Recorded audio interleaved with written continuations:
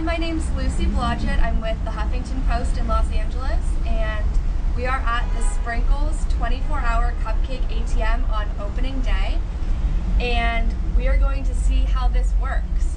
So this is the Beverly Hills location, and as you can see maybe in the background we have 600 cupcakes that were freshly baked, ready to go for the ATM.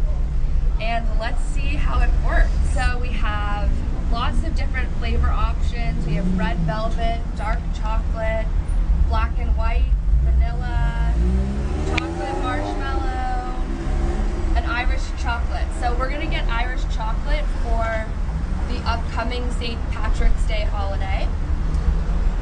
It gives a description of what the flavor is, and it says it's better than a pot of gold. So let's find out if they're right.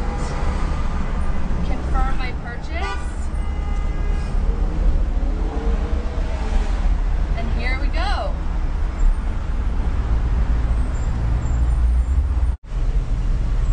And this is the arm, the robotic arm going in and selecting the cupcake box.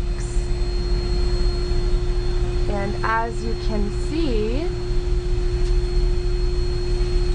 and probably hear, it's on its way. And voila!